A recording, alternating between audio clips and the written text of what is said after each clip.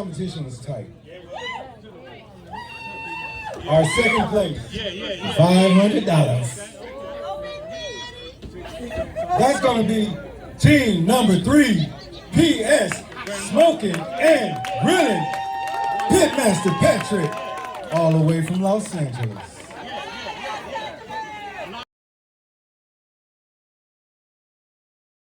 Hello, everybody, and welcome back to KF&JF podcast. Everything's been going great this month, and we really do appreciate everything you guys are doing out there to keep this show on the move. And I can't tell you much, but I'm gonna try to. It's been one of those things we've been going through the last couple of weeks is just trying to get ourselves acclimated to all the new things about moving this show forward. And we can't thank Razak and a lot of the things he's been doing to bring this show to you guys, and the images that you guys see and all of the different videos has been produced by him, and we really do appreciate that. But again, this is what happens in this business, and we just love to thank you guys for it. And also thank you for going to the KF&JF podcast and making those purchases and being able to go out there and like and have the views that you guys have been putting on the show. We just can't thank you enough for it. It's been great, So when you get a chance, go out to the joybeloved.com, make those purchases that you've been doing already and helping us move the show forward. Can't thank you enough for that. But also, as you know, and if you've been on the show before, then you know that this is where I pass it over to our co-host, because we got a very important guest on our show today, and we want to get to that. Greetings. My name is Razak. I am the CEO and founder of United Minority Business Ventures. My purpose is to help small businesses grow. This means I will assist with the creative process and maintenance of your business.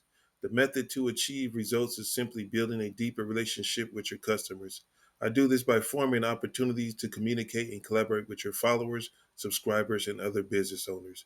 By using a wide range of networking tools, we will have an understanding for building your business profile, what type of social media marketing fits your productivity and your availability, and building your financial profile, branding your services, product, or merchandise.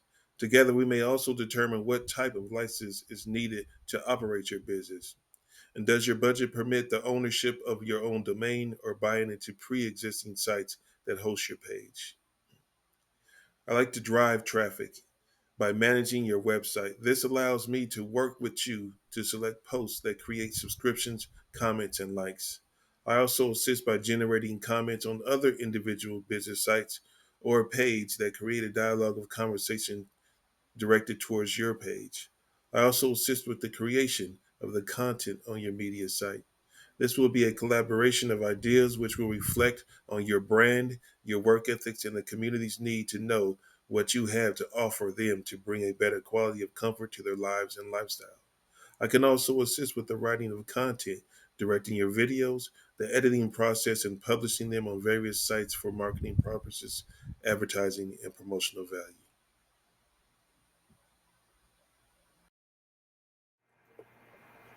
Yeah, thank you, Razak. I appreciate all that. And, like we say many times before, we'd like to thank you for that and helping to uplift our community, helping to uplift those small businesses and give them an opportunity to shine out there through their, advertisement and social media content.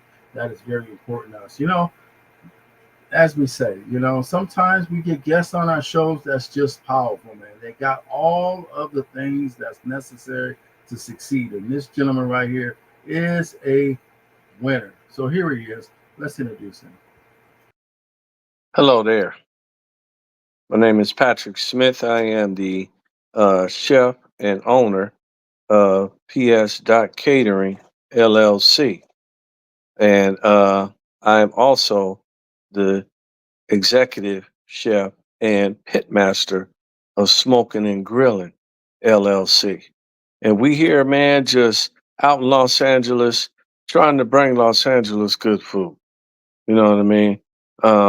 I met the podcasters just in Temecula, which was a fantastic event, I must say, which I then took second place overall first place in chicken and third place in brisket and ribs. And just to see that we have some brothers out here that is supporting Black business. Very important.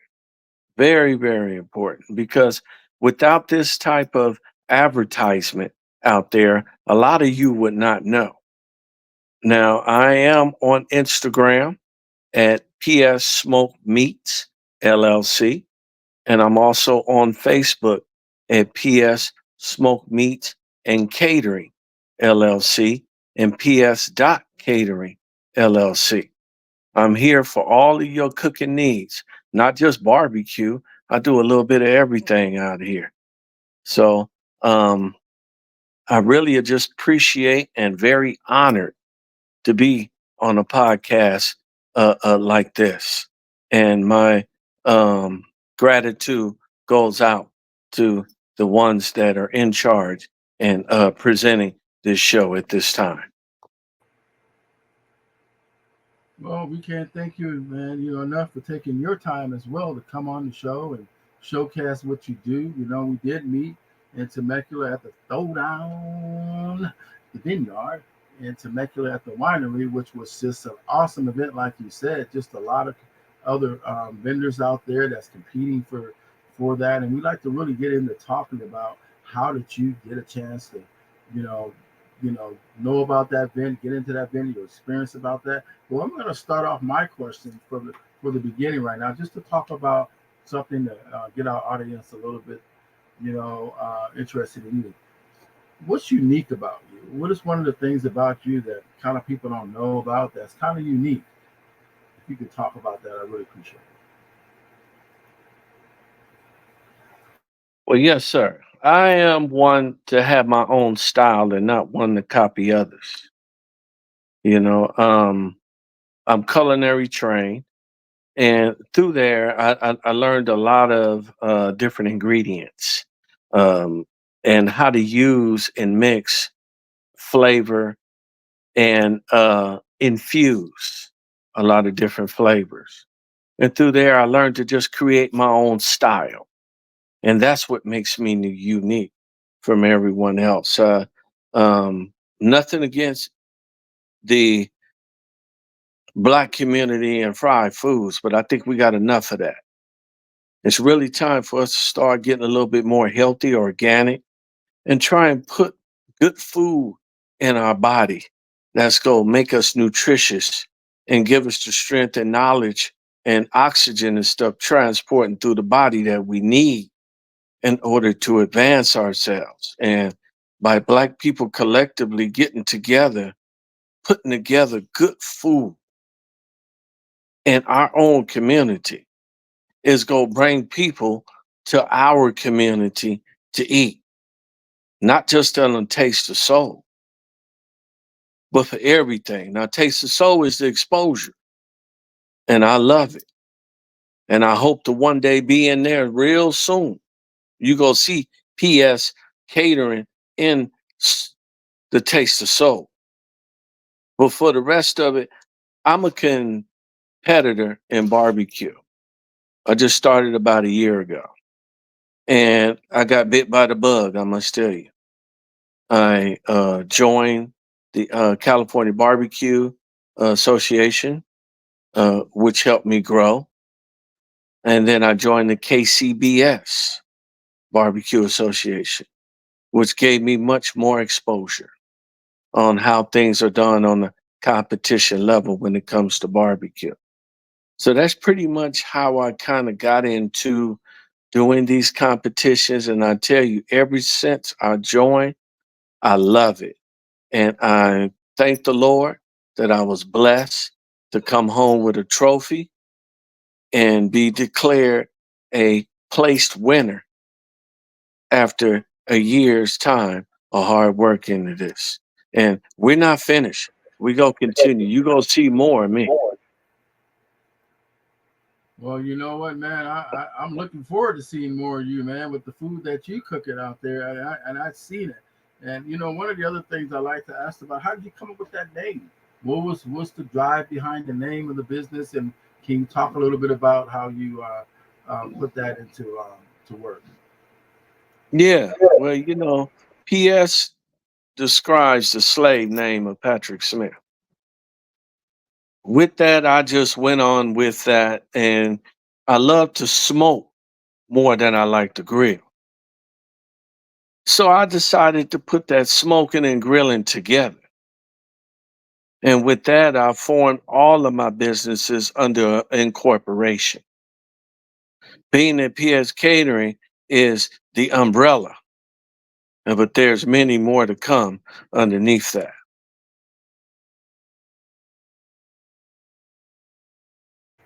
That's that tells me a little bit about you when you're talking about um, building an umbrella of business, because the LLC is designed specifically for that type of avenue.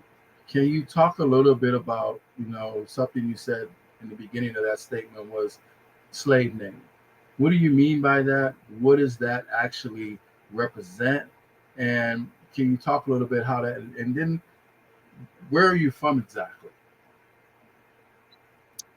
I'm originally from New York City, Queens. All right. I came out here to LA at a young age by my mom.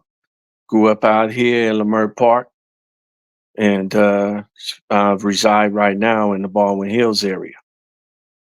When I say that was due to a sense of knowledge of self. And I put that and used that in my business because that was my mother and father's name for me. And for that, we were not slaves. None of my family came from slaves. We're more or less Indian bound. But what I want to say with that is that my mom and dad chose the name. And for them, I must carry that on and represent the both of them in my business.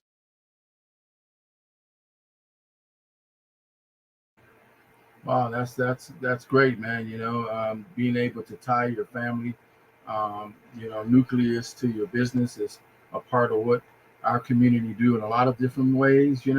So I'm really thankful that you were able to share that with us.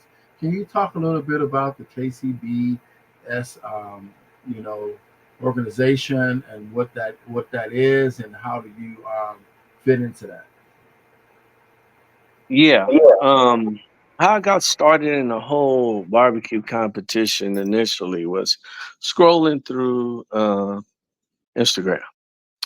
And there was a barbecue restaurant out in La Habra um, that were advertising that they were having a barbecue competition. So I texted them back and got in touch with the owner, and I got in. I was the last team to get in. I was solo, and so it was a four meat competition, which was brisket, chicken ribs, and pork shoulder.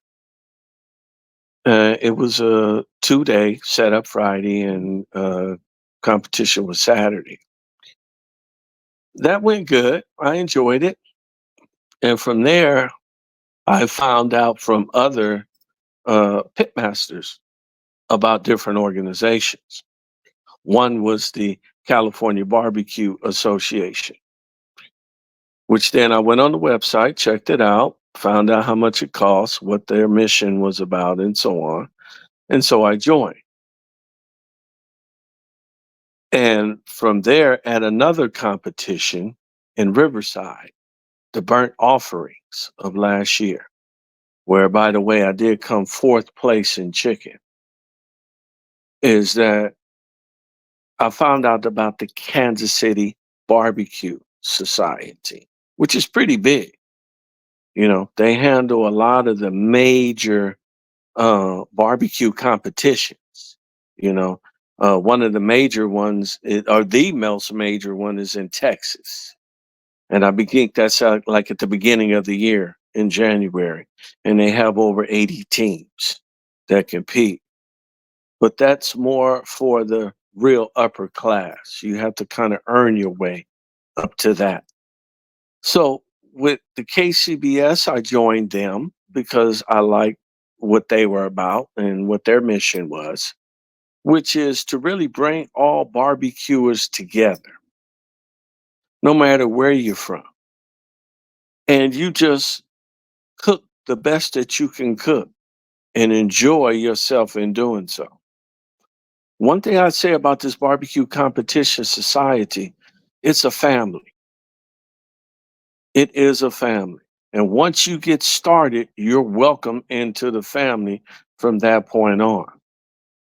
When I was at the vineyards in Temecula, there were 3 different competitors that I have recently competed against last year. So we weren't new to one another, but it was good to see them still on the competition circuit. So once you get bit by that competition grilling bug, you're bit. That's it. It got you. And by the way, in the middle of all that, I joined the state state cook-off association, the SCA, and attended one of their state cook-off competitions so I can learn how to do competition steak as well. Quite the experience. Well, you're talking about an area of cooking that is high up there as far as being able to be consistent in what you do, because there's no getting that up to that level of competition and seeing others on the circuit without having a little bit of know-how about food and what it's all about.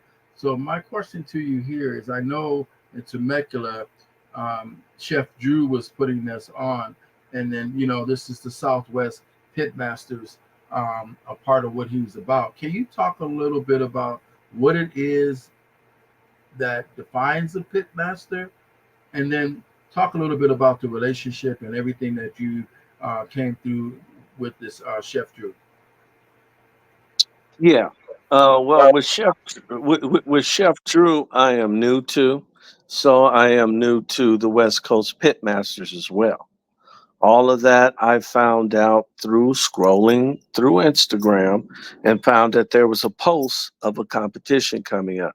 Again, I was able to get in, and join that competition. That's how it all started with Chef Drew. So this is my first time around with him.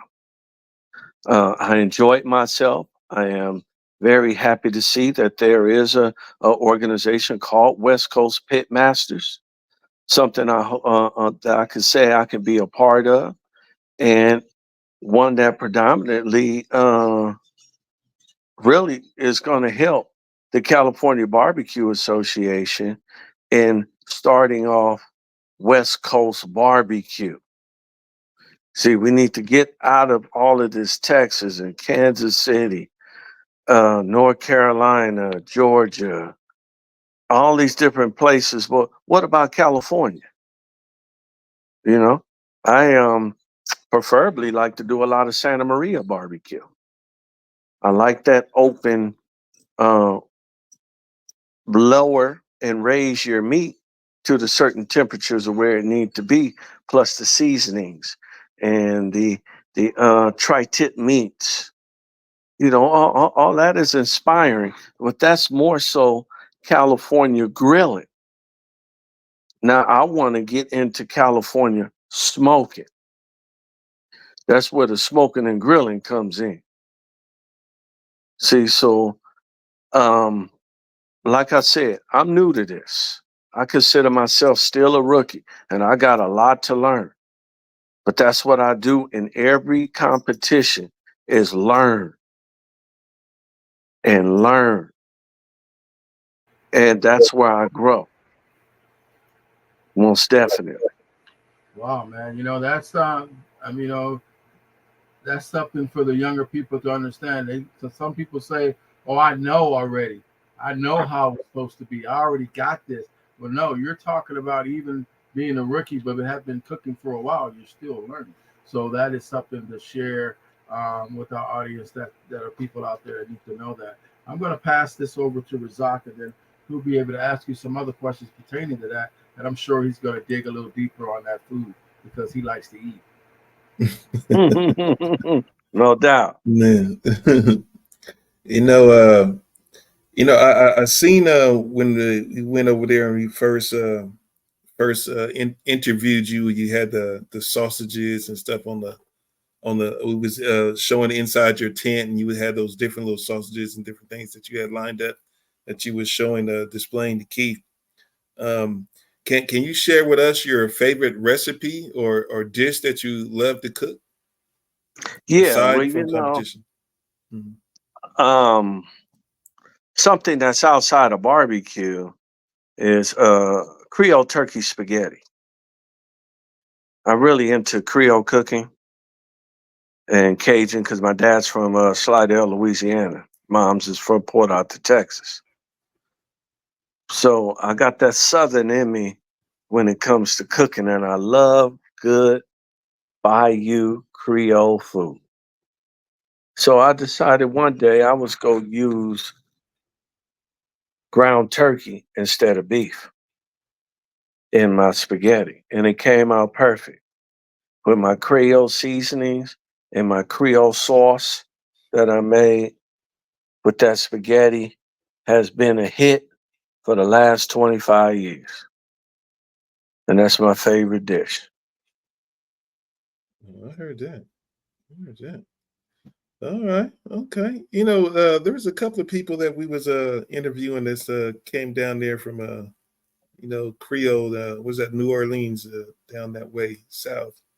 Hmm. Um, could you share with us I mean, because you've been around, you're coming from New York. Could you share with us a traveling experience to where you traveled to a competition, or you could even went to a friend's house or something, family member's house, that when you was cooking over there, or that it inspired one of your dishes now that you could tell us about. Well, yes, I've traveled quite extensively in and out of the country. So, there's different Spanish appetizers that I really liked in Spain, small dishes. One in particular was like a very chorizo that was finely broken down into like a small minced ground meat and was wrapped in phyllo dough with a special cilantro and cream sauce. And you want to talk about non-stop eating, delicious, fantastic. That allowed me to take some of those seasonings and bring them back to some of my dishes. And, you know, with that, I included that also in my Creole turkey spaghetti. Just to say, um, recently I went to a competition. I wasn't involved in the competition, but I was a spectator last month in Chicago. I was out there for a Masonic convention for 11 days, and I happened to land on the first day of the Chicago Barbecue Festival, which was a 3-day event. It was called the Windy City Smokeout. So I was for sure going to go to that. And man, it was great. It was fantastic. Some of the barbecue I had out there, talking to a lot of the pit masters and, checking out their different styles or ways of cooking and sauces or what type of woods they're using. And, it doesn't matter so much of what you're smoking on. It matters on the person that's doing the smoking. The device can help you along, but you are the one that have to know what to do with the product. Right. And I found a lot of really good couple recipes. Everybody's kind of pretty tight with their own stuff as they expect to be. You know what I'm saying? Nobody go let their recipes out. But it was good to have that camaraderie, with them. I had the shirt on I had on now, not the same one, but it had the business, and I let them know where I was from and what I do, and I was welcomed right in with open arms, with tastings, and meeting the rest of the crew and so on. It was great. But that same week, I went to a halal Muslim barbecue festival. That was out of sight. Out of sight. Less people on a real small scale. They probably had about 8 to 10 vendors that was serving food, but they serving Middle Eastern barbecue. So you get lamb on kebabs. You know, you're getting different pastries that have been smoked. It was just phenomenal. Big Muslim, Middle Eastern flavored dino ribs. Hmm. Everything that's not pork, everything except pork. Mhm. It was better than the Windy City Smokeout to me. Man. Yeah, I sure would have wanted to attend some of Dino those ribs, events like that. dino ribs. Mhm. You gotta be able to eat that thing. That's some good food right They have a they have a halal barbecue festival also getting ready to happen out here. I'll let you guys know about it once the date pop up. But this Yeah. organization goes throughout the different states. It's not just in Chicago. I just happened to Mhm. catch it while I was there. So Mhm. they have one coming here, I think like within the next month or so. Last I checked, they didn't have a date yet, but it's gonna be down here in the Southern California area. Okay. Okay. Yeah, that would be something new. I think we may have many subscribers, followers, and listeners that may be wondering, where those services are at too, or where those events may be held at too, and because those are different, I mean, than just your regular events.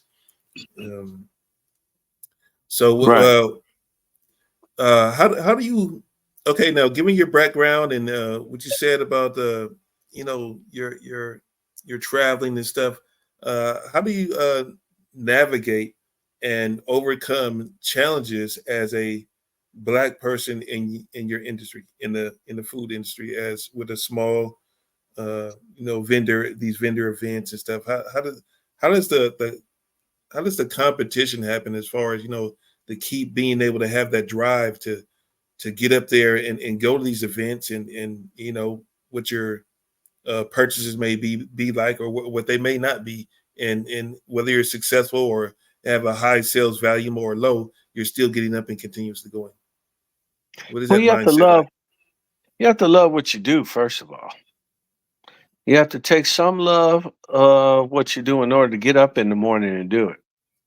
It's not easy, especially not easy loading all that stuff, especially you got to load it all by yourself.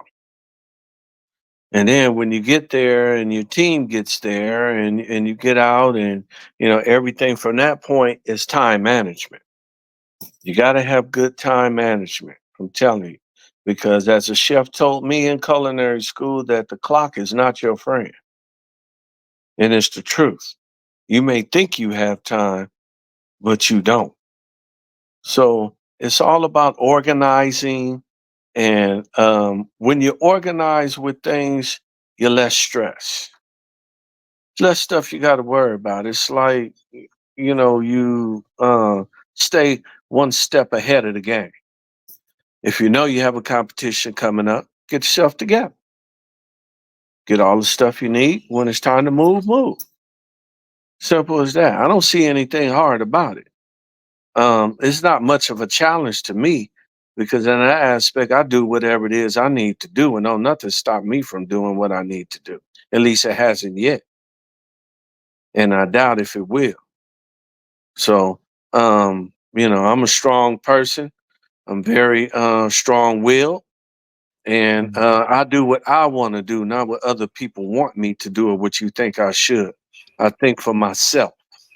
So with that, I don't have any issues moving around this world. I don't care what colored person they want to claim me to be. Although what's funny is they claim that you're colored, but other people turn colors during different times of whatever's going on in crisis in the world. So Black people or brown people or African descendant ethnicity, I like the fact that this community has grown, is growing. It has grown to the point where there's a lot of Black business out here in Los Angeles right now with food, especially in Inglewood, Compton. It's a lot of gangsters that turned away from crime in the streets by going to culinary school. And now they open up businesses and they blew up. Right. They have trucks and brick and mortars and they're running their business for 10 years now and they're successful. They have homes, they have things they need behind what? What's the one thing that brings everybody in this world together? Food. Food. Yeah. Food brings everybody together. I don't care who you are. Yeah. And I found that out in my travels throughout the world. It doesn't matter where you go. And what's amazing is you treated better outside of this country than you are here. Hospitality wise, yes, you are. All you need to go to is where the locals go and eat their food, not that commercial stuff. Go eat their food. And you go see something different. Man. You know, that was a very powerful statement. I like what you were saying right there about the relocate.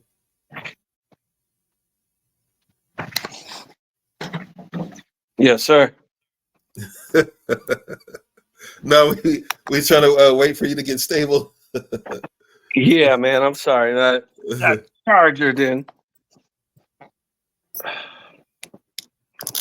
get this going. All right. My apologies. Oh no, you're all right. That's why we have it pre-recorded. We can always cut this out. You're not doing a Razak.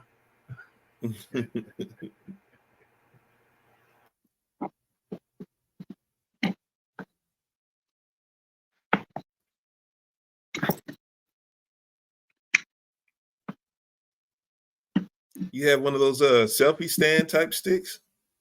There we go. Mm-hmm. All right. Yeah. Sorry about that. I'm back. Yeah, technical difficulty there. Technical difficulties. Mhm. Yeah, I was just saying that you know that was impactful what you were saying about the community and your awareness of not being bothered by what other people may perceive you to be race wise or color wise. But on the same token, or the flip side of it, how do you think the Black community can work towards creating more opportunities for each other? I mean, given your experience, given what you have seen so far, what would you say would be the best method to go about that? Well, I think that they already started that, and Nipsey Hussle was a big influencer on that. That was one of his main missions, is to get Black business up and going within your own community. So it's not that the programs are not out there. They are, especially for small businesses. It's all about you becoming knowledgeable, really just educate yourself, search, find out where things are. Nothing's going to come knock on your door and tell you opportunity is here. So you got to get out and make stuff happen. There's plenty of programs out here within our community to help us advance, and especially financially. A lot of financial programs out here. The government has a lot of programs out here for small businesses. There's grants and stuff that you don't have to pay back. All you need to do is just go on there and fill out the damn application and see what happens. But if you sit there and you say that there's nothing available for you, that means you haven't looked. Mm. Opportunity has always been here. It's never left. You just haven't been educated enough to seek it out. See, in our community, where I went to school, they don't teach you financial literacy. You know, they don't teach you about bank accounts and stuff. Your mom or dad had to teach you that when they gave you a little savings book. It's the little blue book. You go start you off with $25 and you put your money in there and learn how to save. They don't teach you about the stock market. They don't teach you about real estate. They don't teach you about anything like that. So how they expect people to just come up and be able to advance in their community and they don't have the knowledge to do so? Well, I'm sorry to say, you got to get out there now and seek out your knowledge. It's out there. Everybody got these cell phones. Use them. Are you smarter than the phone or the phone smarter than you? Right. Right. Man, you're giving us the game. You're giving us the game, man. It's a sound advice. And with that, what advice would you give someone? I mean, aside from what you were saying right now, so that was more about community representing each other. But what advice would you give to someone who is just starting out in the food vending small business and trying to get their business together, like the foretelling of what is to come? Well, first, if you completed any type of culinary program, then I would get into an externship somewhere at a reputable restaurant or hotel and learn and continue to learn what you need to know in your field. From that point, you would decide on where you would like to go. If you would like to start a business, the best thing I would suggest is become a part of a catering company and learn how business works by being on the job. You will learn organization.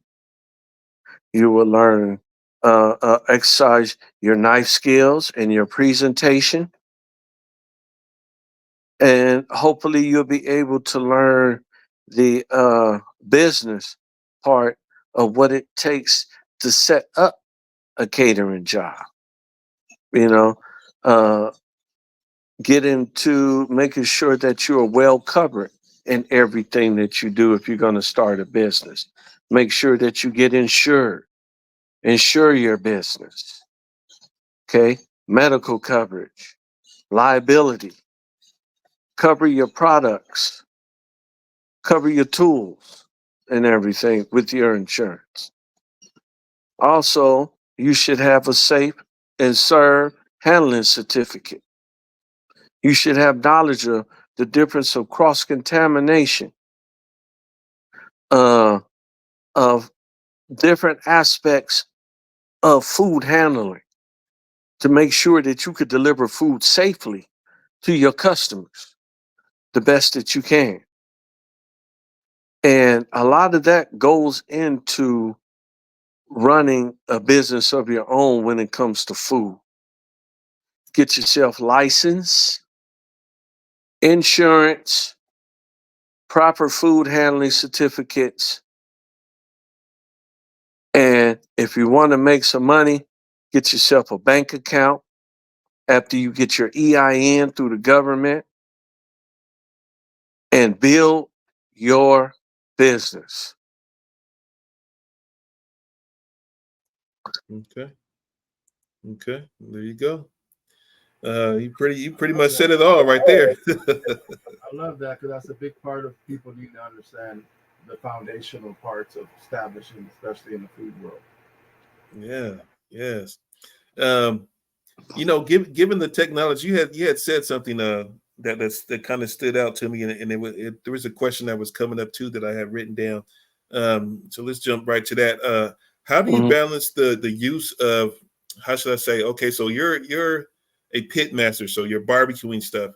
and we've seen a wide range of different barbecue pits and stuff like that. So with going with your, how should I say, your traditional cooking methods, how do you combine that? And that's if you do with the modern technologies that they have now for like cooking utensils or cooking I don't know, pits, barbecue pits or so whatever.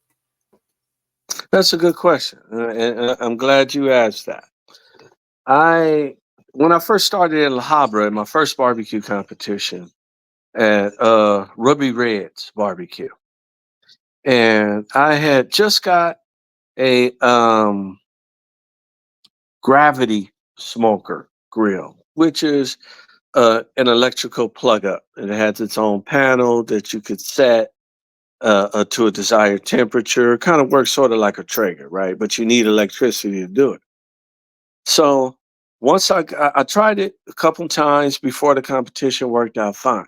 Got to the competition, didn't work. The panel blew. Oh man. I was like, you got to be kidding me. I'm in the competition. I already had things planned on how I was going to do my meats. Now, I brought 3 grills. I got a regular barrel grill that you get off the street. I got a Santa Maria grill, a small one that I brought. I always bring that with me. That's my handy cat. And I had that gravity grill. Now, the gravity grill, I planned on putting my brisket on. Because if I could set the temp and let the temp go, and I could just monitor the temperature of the meat, perfect. That's what they do on Traegers. People put their meat on, they go to sleep. They wake up, it's done. That's how a lot of people are getting away with stuff. But because that didn't work, I decided, well, technology is not on my side right now. So what am I going to do? I pulled out that wood, put it on that barrel, and that Santa Maria, fired up, and came 12 plates of chicken. So technology and the grills that they have going on today, that's why I said it's not the grill, it's the cooker. Okay. You got to know what you are doing.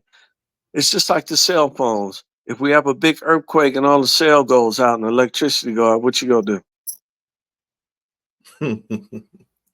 You gotta know the basics first in order to go back to the basics, right? Yeah, you better have your home line like my I don't know, because I can't remember phone numbers or nothing. I'm so used to just pushing the button, There you go. Yeah. There you I always go. say that to people too. I that's funny you said that, because I always said that. I was just saying that the other day when I was talking to this lady, and I went to the thing, and they was asking if I had a membership with them. Everybody's a membership now. When you go shopping, you have some kind of card. Is this associated with a number for some kind of discount at their service or something like that? So and I thought about it, and I really didn't remember what my number was, and that's when I said to her, and I was like, you know what I said, and it just came out like, technology is kind of dumbing me down, because it's like I'm not thinking as much as I used to back in the days where, there was a phone booth. You had to remember all the numbers or something. You had a little phone book or something like that. Now it's just that push button. I don't really have to remember a lot of stuff. I don't really have to think about it. You got all these calculators, all these little things, they help you out. And those are one of the things I like about those technology questions right there, because I know it may be a difference between somebody who's just smoking something with charcoal or wood or something like that, or versus somebody who has an electric grill and all these different timers and like one of those air fryer things. You know what I mean? We got an air fryer down there, and we just push the button. It says chicken on there. You push the button, it does everything. All you gotta do is like throw it in there, and you know what I mean? There's not so much checking it, pulling out, checking it like we have to used to do it, and cut little pieces in it to see if it's tender. Now they got the thermometers and everything like that. So, that's a big difference. Big difference from back in the day. It really is, man, because you getting so to the point where you're not even paying attention to your food no more. And that's bad. Yeah. You got to pay attention to your food. You bring out good food by doing what? Paying attention. Paying attention. I don't care if it's cooking on the stove or out on the grill. It all Mhm. applies. You got to pay attention to what you're doing. That's going to Yeah. turn out your food. You know, the people nowadays, you know, like you said, they put chicken in the air fryer, go take a shower. And you come Mhm. on out and get dressed and your dinner's ready. Yeah. Well, yeah, that works. That's fine. But I doubt Yeah. if any of us go forget how to fry chicken.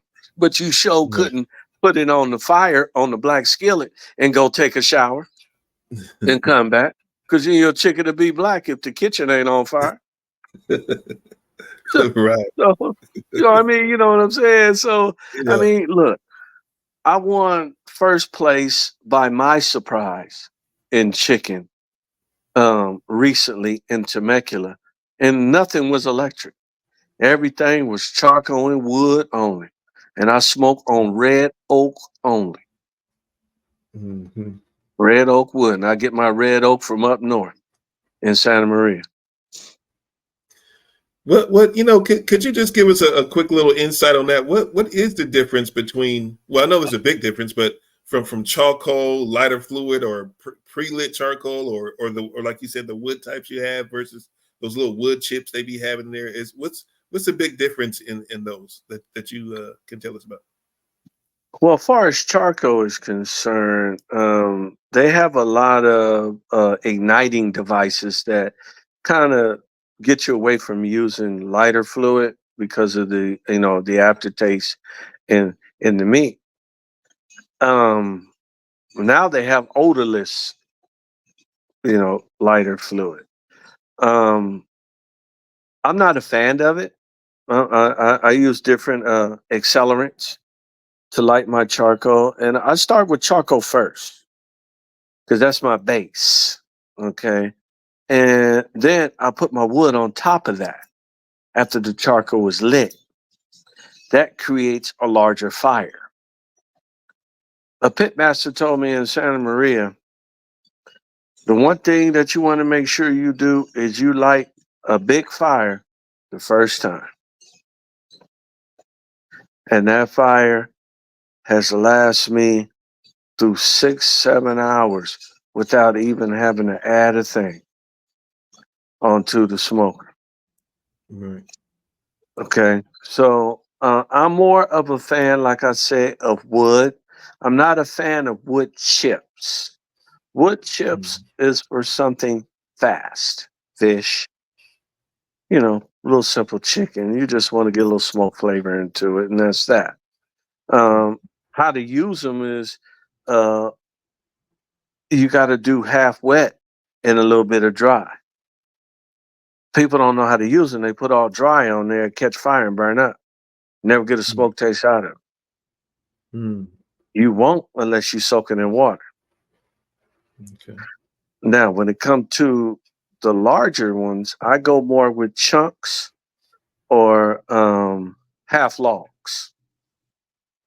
Half logs if I'm doing briskets and pulled pork or pork shoulder or pork butt, because those are like 8 hour to 12 hour cooks. So I need logs on there for that. I need long term. Right. If I'm doing something smaller, say like chicken and something like that, I'll use chunks. Same Mm. wood. I just use the chunks. But far as the wood chips, not too much of a. I used to use them when I first started, for like hot links and stuff like that, kind of give it that quick little smoke. But that's all I was doing was just hot links.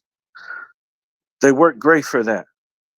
Um, Charcoal, I'm into a lot of the long burning charcoal. Charcoal that's going to burn hot, but it's going to burn hot for a long time. And a lot of that is competition charcoal, Kingsford competition, B&B competition. Those are good charcoals. And they burn a long time and they hold a fire for at least 5 or 6 hours if you build it right. Mm-hmm. Mm-hmm. All right, all right. I know I just use charcoal and lighter fluid, but it's been a while since I even did that. I know they got a whole bunch of new methods out there now. Um, Yeah, they have some squares out. that you can get like in Home Depot, Mm-hmm. and they're accelerant squares. It almost looks like a thin type of wood.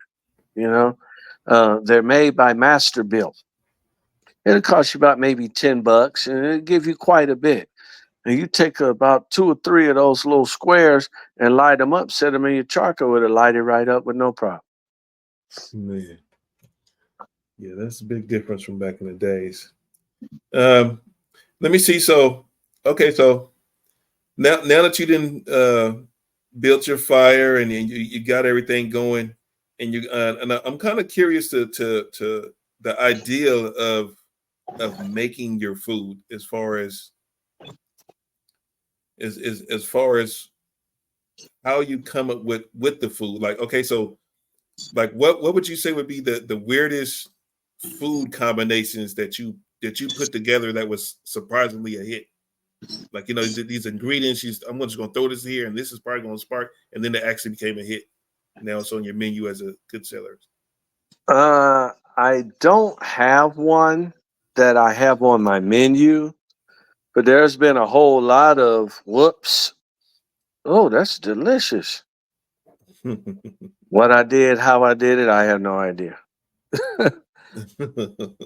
The most you're going to get always from that when you ask that question from someone is, if it's not a favorite dish of theirs, it's just another mistake. We make a lot of mistakes in the kitchen. What I mean by mistake is different from what you wanted to do. Mm-hmm. Okay. And it ended up turning out terrific. I'm still doing that to this day. It's just, I don't have any one dish that I can pinpoint, nor do I have anything attached to my menu. Oh, okay. Yeah. Okay. But far as like how I prepare my food, I just season it up. I'm a garlic head, so I use a lot of Mhm. garlic and a lot of stuff. I That's a feel good garlic point. gives a great flavor. I'm really if I'm doing beef, I'm into bold seasonings. So I'm into Mhm. like maybe a sea salt, with a freshly ground pepper. I can get that, rubbed down with a little olive oil, say like a good steak, porterhouse, Mhm.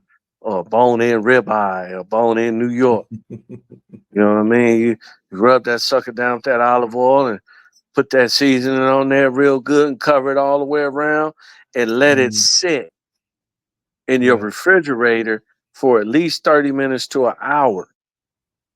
What happens with that is that it chills down to a temperature where the seasoning sticks to it. Then Mhm. you take it out for a half hour, let it come up to room temperature. By that time, your grill should be piping hot.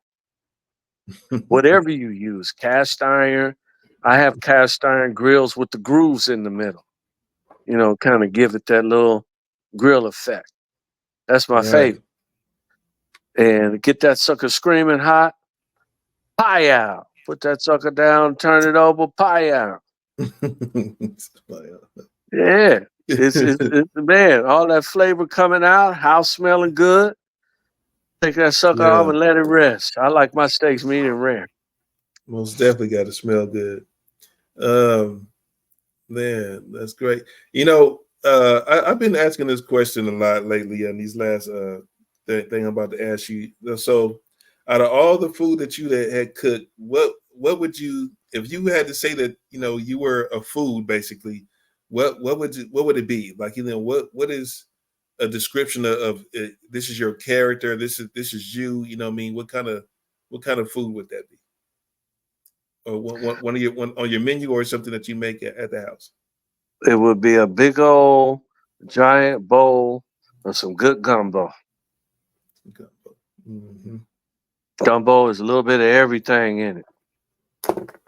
You could put anything you want in gumbo. And that's what I'm saying. Flavor all the way through, regardless of what you put in. That's Mm-hmm. me. Flavor all the way around. Okay. Okay. All right, Key? my man.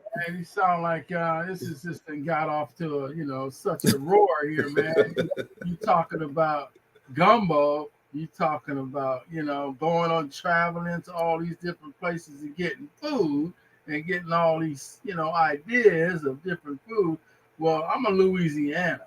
I'm so far down. I'm in the bayou where they all around me is sugar cane and alligators coming up the backyard. You got to shoot them versus you got to shoot a dog.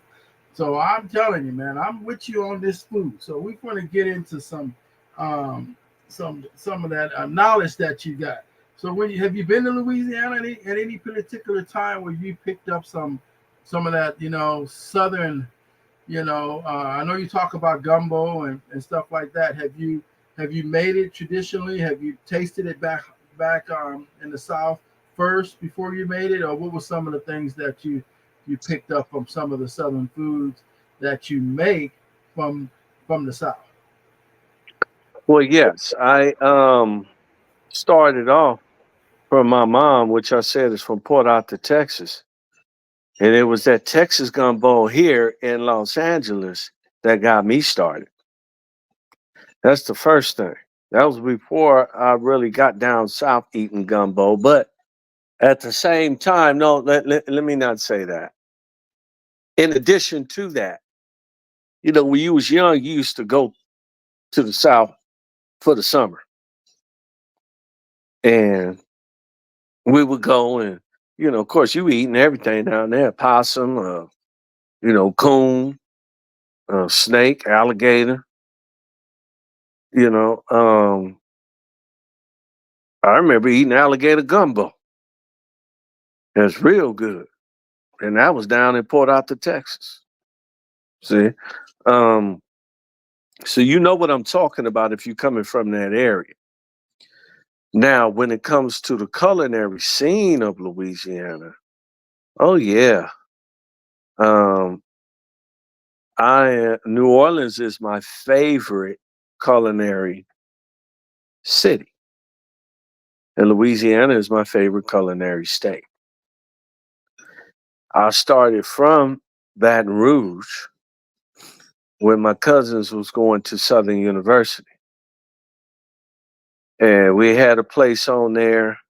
They had a daiquiri shop on campus, and the daiquiri shop sold po' boys, gumbo, red beans and rice, all that stuff. At the corner was Church's Chicken, the best I ever had. Across street from that was Kentucky Fried Chicken, best I ever had. Around the corner from that, the church owned this place called Ethel's Snack Shack. It was all the women from the church that was doing the cooking. Need I say more?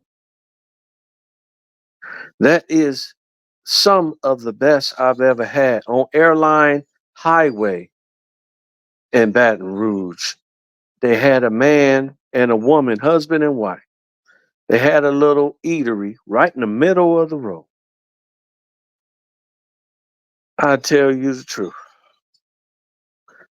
I hurt myself in places like that.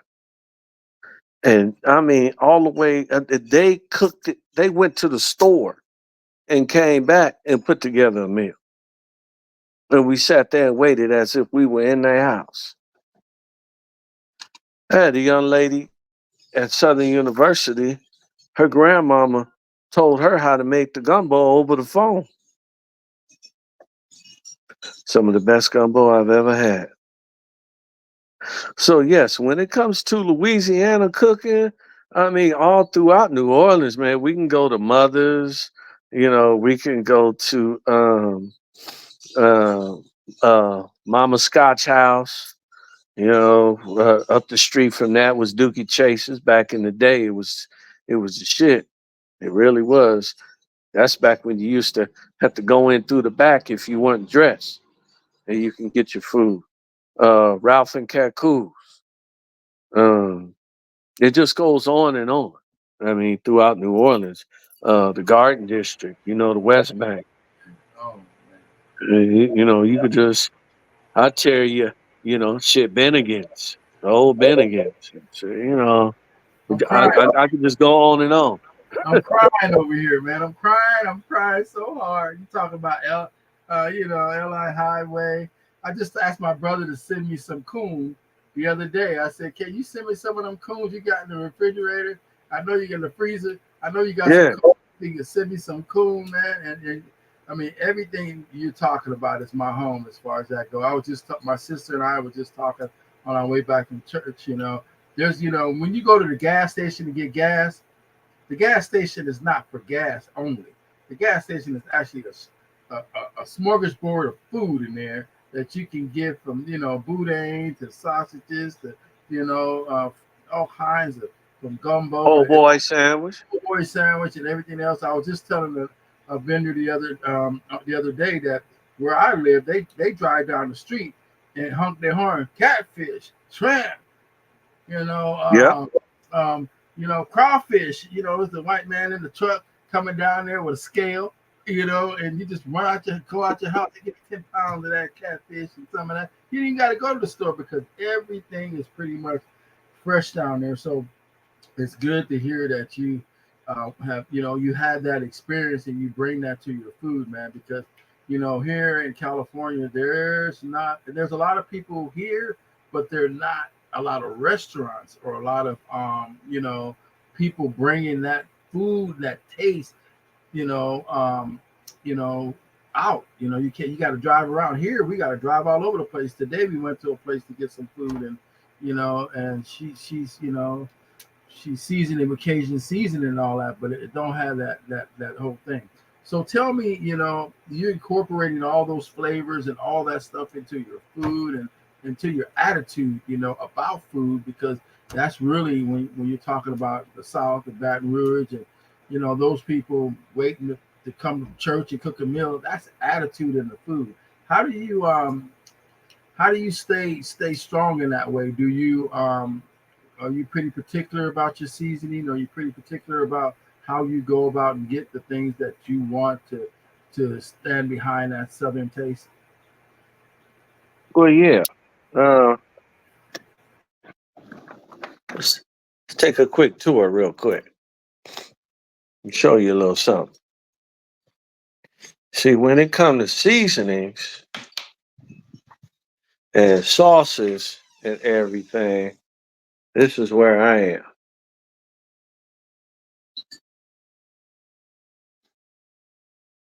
Man, you got it all. Mm.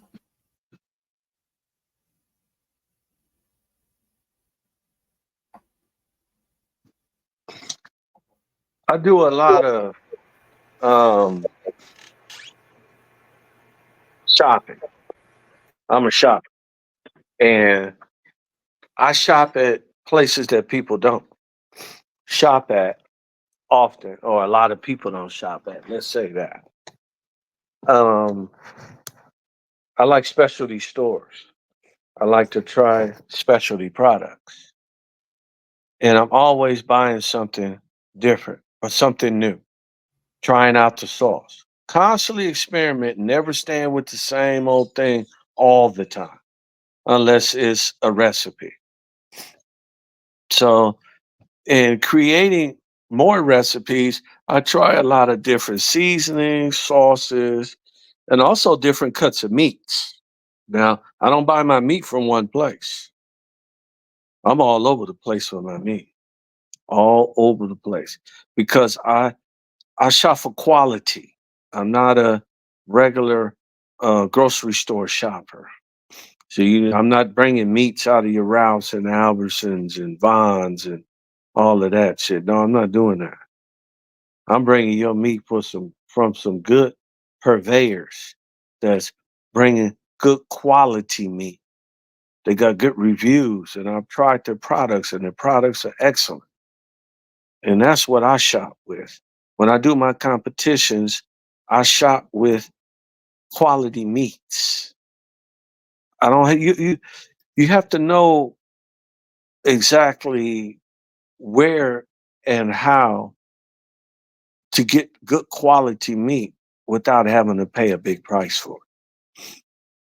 Not everything just because it's Wagyu has to cost you a lot of money. Or the same thing with quality of chicken, Iberico pork and, all of that. You can go on and on. But my products are different. I always try and come with something different than somebody else is coming with. I'm not traditional at all. For sure, that's great, man. Just looking at all that seasoning and things like that, it makes me think I was looking for some figs up in there in the jar with the wax jar, but I didn't see any. Yeah, you know what I mean. I'm looking for them cabinets open. I'm looking for that preserved fig up in there. That I just had to do for my sister a couple of days ago, but she stressing over a fig tree.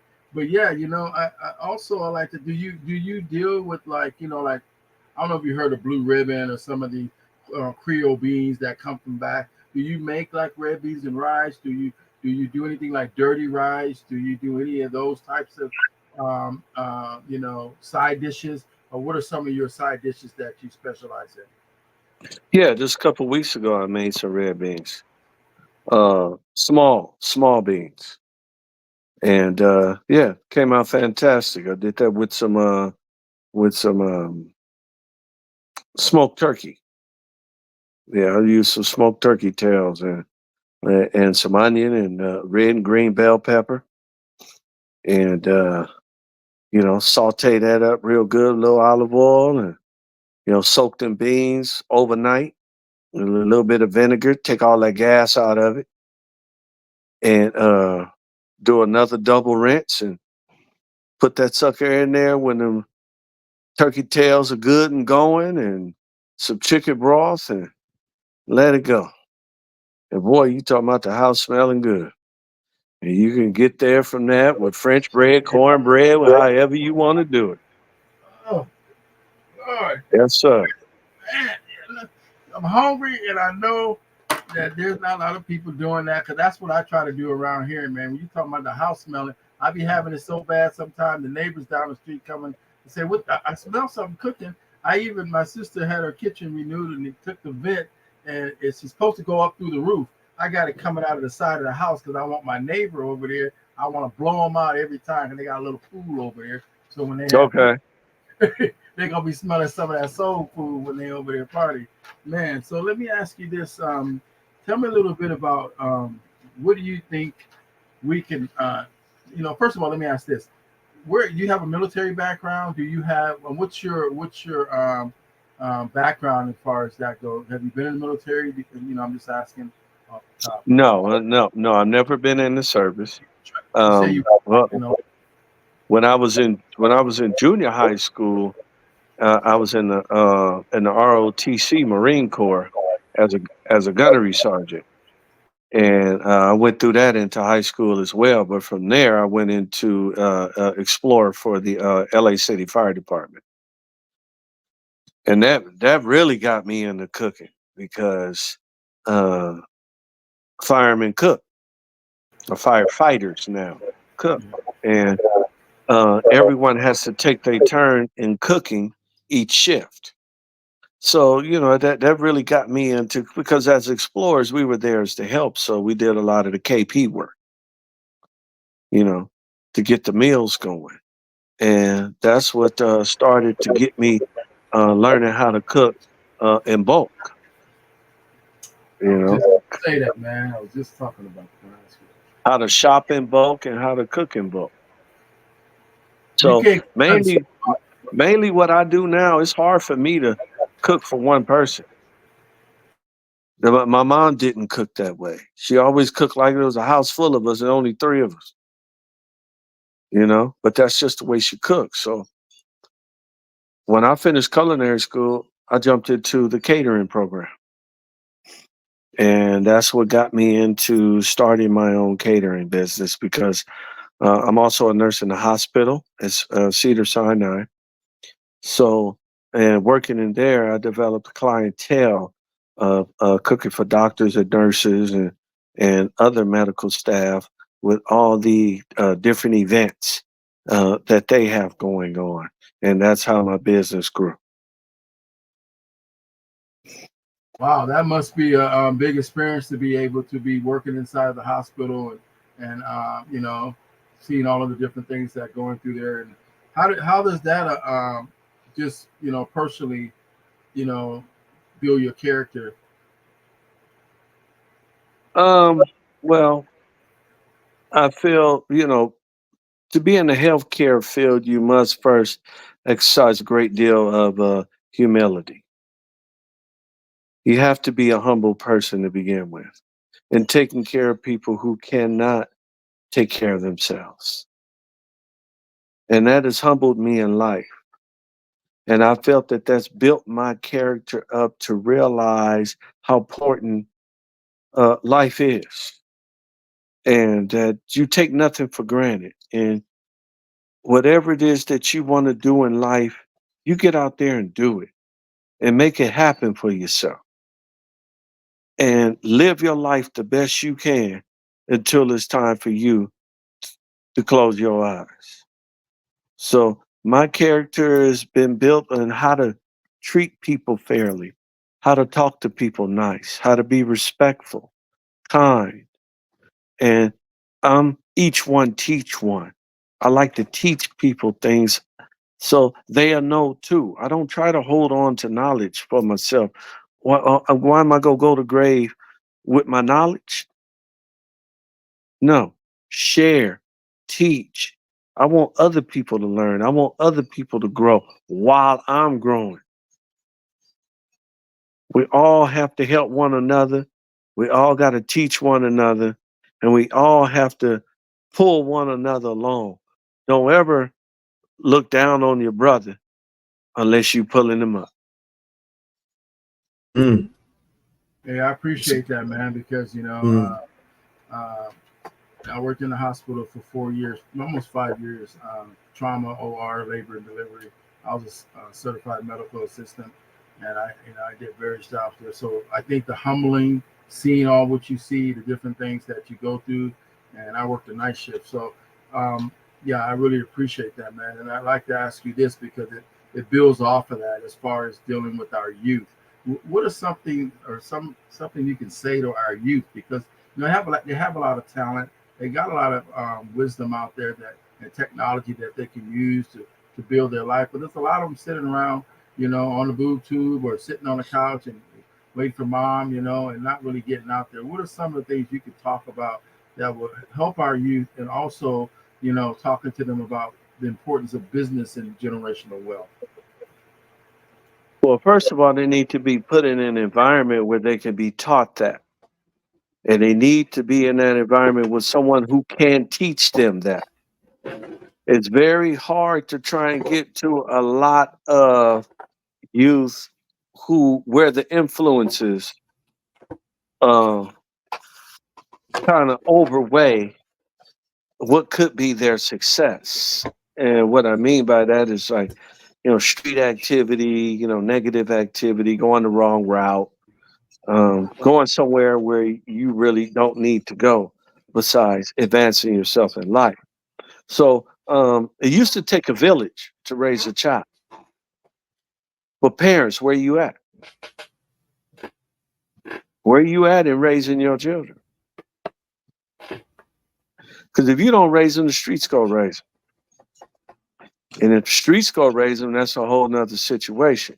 But for those that are looking for some type of way to be successful in life, educate yourself, compete in your life. Try to strive to always be the best at whatever it is you do. Learn as much as you can. Ask a lot of questions and surround yourself with positive people that are going in the direction you would like to go in. And that's what we need to do. As adults, we need to set the children in a direction where positive people are moving so they can move too in a positive manner. So they can learn, so they can be educated, so they can advance. We have the same opportunity as anyone else. But we have to be given that opportunity to move and advance. And through that, I challenge the parents. Educate these children. Give them what they're in need of. They're learning. The brains are still developing. But if you don't teach them anything, they'll never know what it takes to be successful. And then the streets will teach them. And they'll never make it off the block. They'll never know any part of Los Angeles except what's on the block. So we have to instill values, and we have to instill the will and self-determination to strive and do for self and stay positive at all times. And by all means, stay in the eye of the Lord. And the Lord will put you in the direction you need to be in and take you away from the people that is not for you. There's always going to be some negative ones. There's always going to be some that's going to sway and go the other direction. We all been there. Okay? But you got to educate yourself and stay competitive in this world, because there's many other ethnicities of people who are educated and do have the resources. And I would hate to see any of our people left behind. Okay. Thank you so much for that, and I think that's important for the youth. I think it's important that you, someone that's an elder for that, to be able to tell them that, because one thing that you said that was that rings strong is that they'll never leave the block. If they continue doing what they're doing, the block will keep them hostage. And I'm gonna pass it over to Razak. Yes, that's definitely some inspiring words of wisdom. Everything was ringing true. That is what's going to happen. But let's grab this, because you're very well spoken. I remember you earlier. You had mentioned something about the a Masonic event. Can you share with us maybe some history and maybe some of these somebody that was a role model or a mentor who has influenced your journey and still inspires you today, as far as your business mindset, as far as your character going through life? Yes. Outside of me inspiring myself, I have gone through my Masonic and still going through my Masonic travels for 15 years. And it's introduced me to a lot of different people out there. And a lot of people who have positive outlooks on life. Again, surrounding yourself around people that are moving in the direction you would like to go in. And that, watching them have businesses, one has a barbecue business, Dickey's Barbecue, franchised out, but it also has a nursing school. And that inspires me day by day, learning his business tactics and having him really just inspire me in how to do things the right way, business wise, and gives me that drive and determination to get up every single day and just push. I don't care how I feel. If I got up, then I must be fine. So get up and push and never give up, because a day that you do nothing is a dead day. Indeed. And that's what a couple of my Masonic brothers had instilled in me. And with that helps me to this day and drives me to continue on and try to be the best that I can, especially for PS Catering. Indeed. Man, you I almost want to say, man, I almost want to say you're giving us some quotes right here. You know, on some some of them things you were saying, man.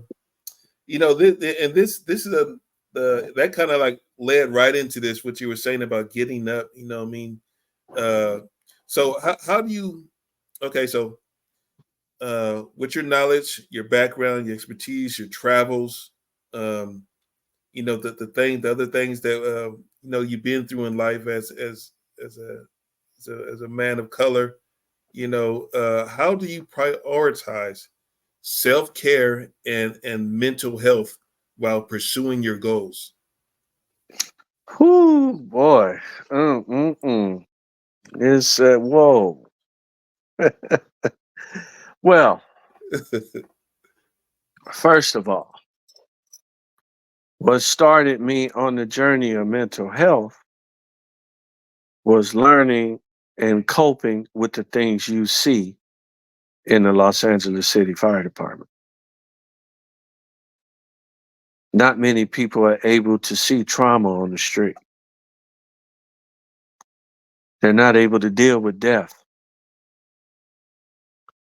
And with that, and being in the hospital too, I see a lot of the same. I see death a lot. Um, but that's, from what I learned, is just a part of life. So I'm surprised I'm not in a mental institution for the shit that I've seen in my career. But it must be the strength of the Lord that kept me stable enough where I'm able to deal with that kind of stuff. I mean, I've gone to fires with firemen I didn't come back with. That's pretty difficult to deal with. I had to go through 3 months, 4 months counseling Mm, behind that. We all did. Young right. man, 29 years old, just had his second child. Ben Pannell, never forget. Went to the fire in the middle of the night, never came back with it. Seen plenty of the worst accidents you ever will want to see. Still able to try and help them cope with it, deal with it. Gunshots, so on and so forth. In the 90s in Los Angeles, when gangbanging was at an all-time high. I've seen a lot. I've dealt with a lot, but it's never stopped me from doing what it is I want to do. So I thank the Lord for giving me that strong mental health where I'm able to conceive all of that and be able to go on with my everyday. That's why I'm so thankful for everything, because life could end at any time. And I guess that what makes me such a realist. You know, my feet never left the ground. I never left the streets. And cooking is what I enjoy doing. So I can have a busy day at work, terrible day, and get home and light up the stove, and it's like it relaxes me. See, so cooking is in my blood. Can't get it out. Can't get it out. I love to cook anything. I will try anything. I don't like cooking everything, Right. but I'm not scared of anything either. So, um, just really, man, just Mhm. trying to get this business boosted up out here while it's the time. Checking out hot water cornbread, see if I can get in with them. The Black Flea Market, see if I can get in with them. Spicy Green Book, I applied with them. You know, they out in Manhattan Beach, down by Bruce's Beach. And so, you know, I'm trying to stay connected. At the same time, I'm with the California Barbecue Association and KCBS. They got a big Mhm. event coming up in December on the 7th. It's called the Jackpot. They haven't done it in 5 years, so everybody's coming back. It's going to be over 80 teams. Hmm. And that's a 4-meat competition.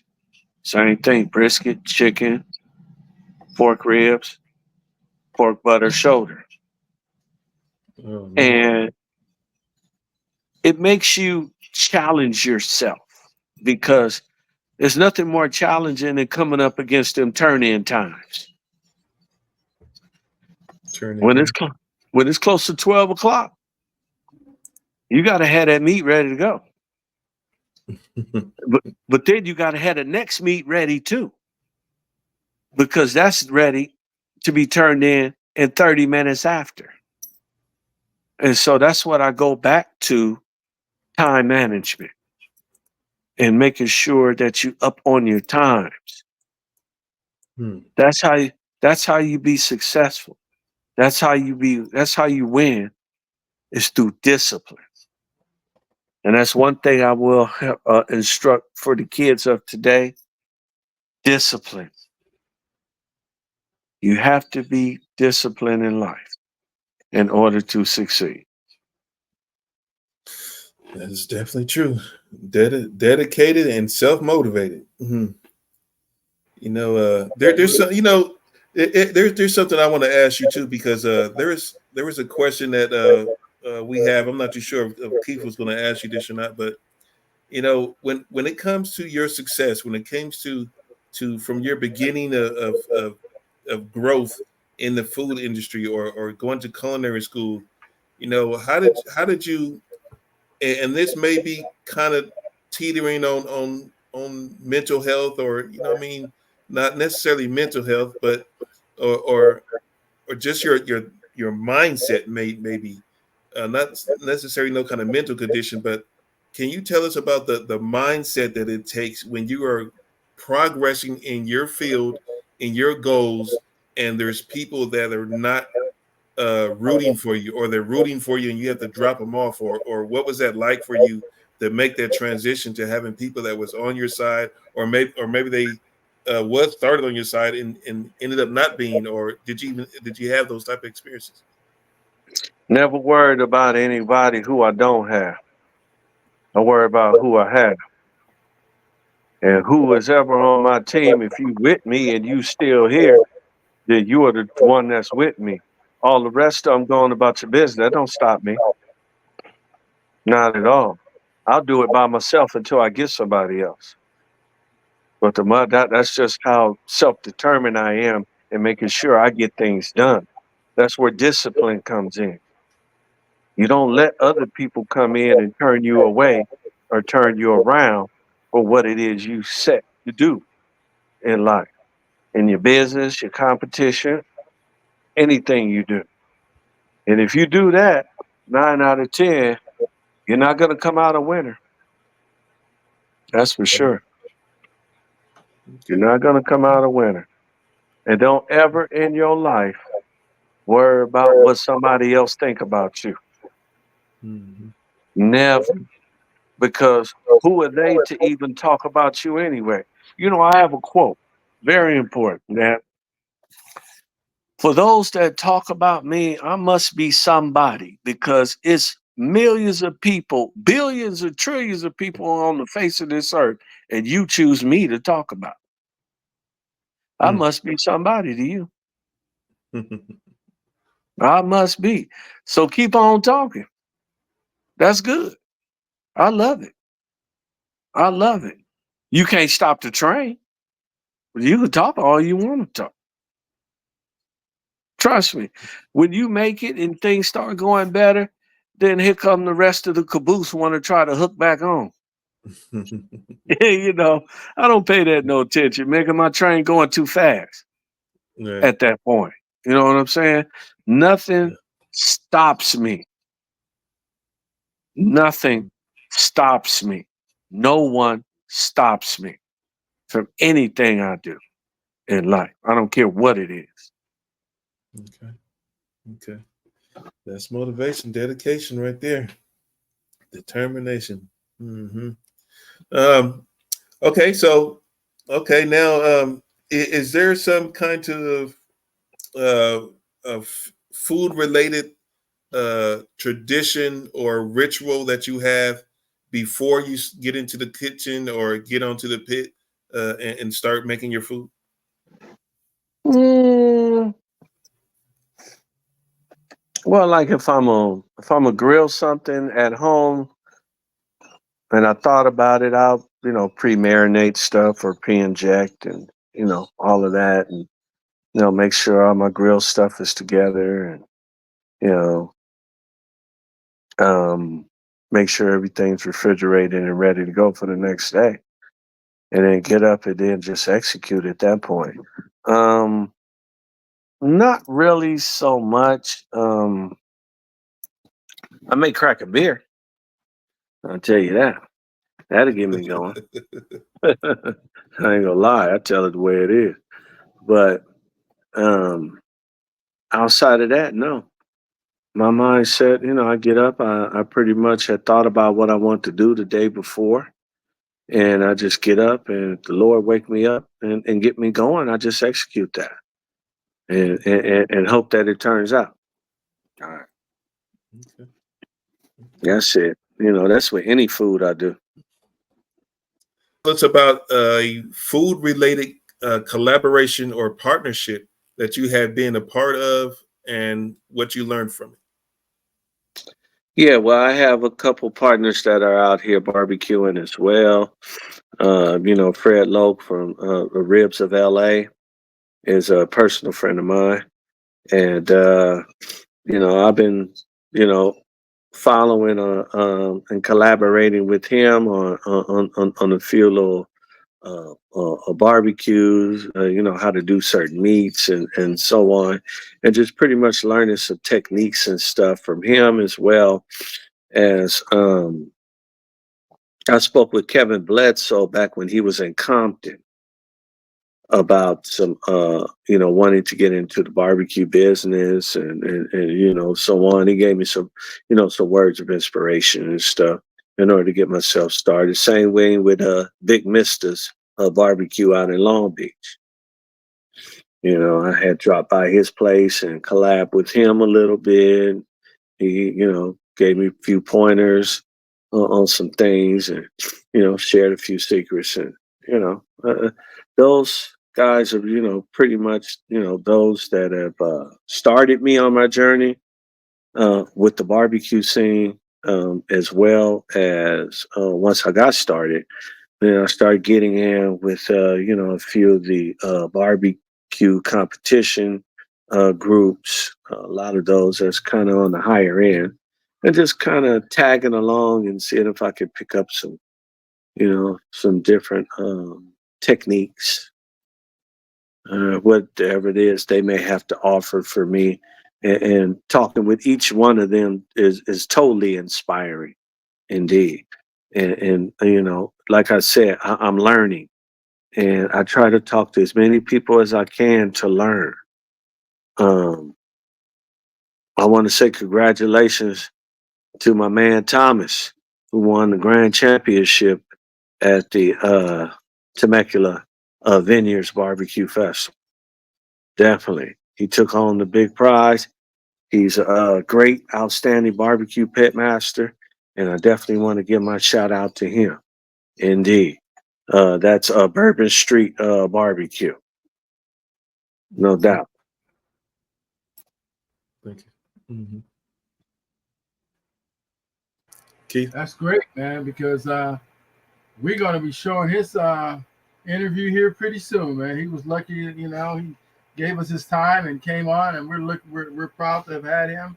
And I'm glad you mentioned that. Go ahead, Razak. Mm-hmm. And let me also give the biggest shout out to Chef Drew. Chef Drew, man, I thank you for taking me in and bringing me into your competition circuit. I had a fantastic time, and I'm looking forward to doing more work with you, and also Chef Nemo from the Soul Food Kitchen. I want to recognize him as well.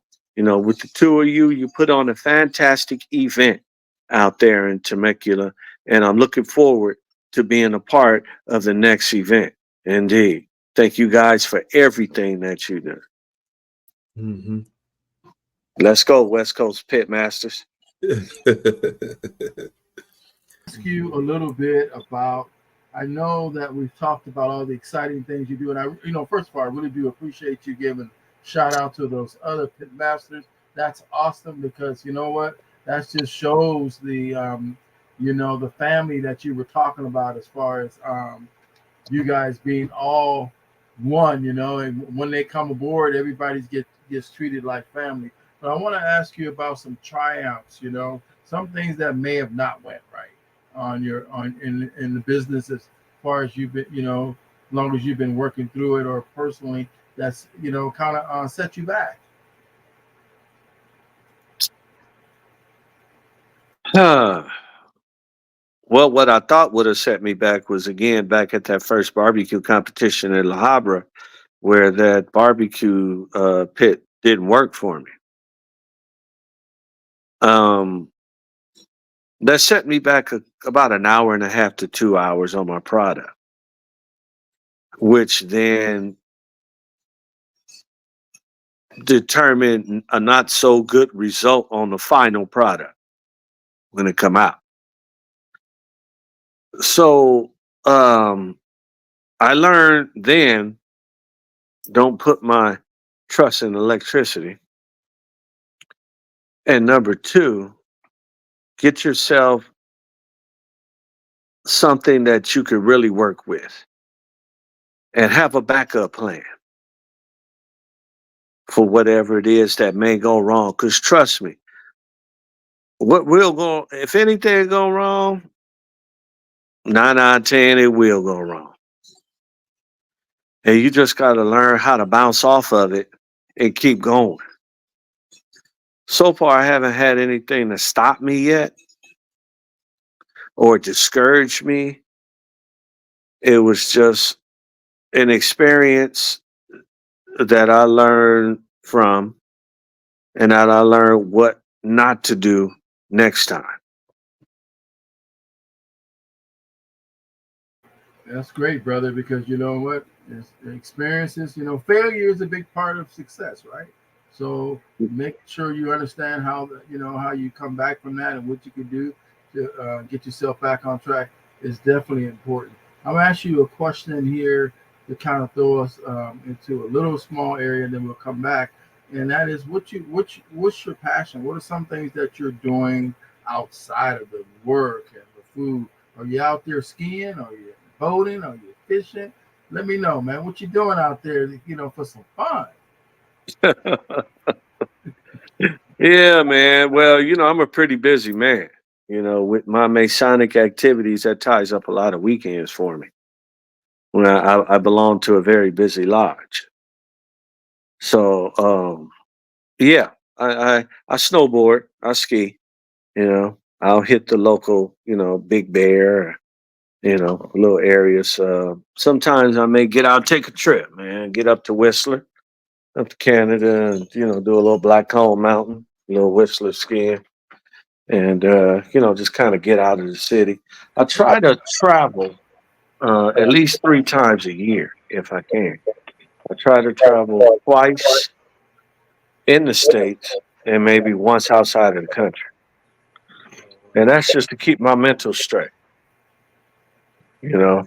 Yeah, Um, and just get out and enjoy yourself. You work hard, play harder, basically. You know what I mean? You gotta play hard, bro. You gotta live life. Live life is not all about work. well, you It's look like not you're all about, tall, man. you gotta balance it yourself. And see, I'm not married. I don't have no children, so I don't have to worry about anything. Oh, okay. Well, you living large over there, man. You living like a lot of men. They thinking like they want to get back to some of them. But if you ski and you're 6 feet tall, man, you gotta be careful down that long road coming down. Yeah, or just make sure you get on the right ski slope.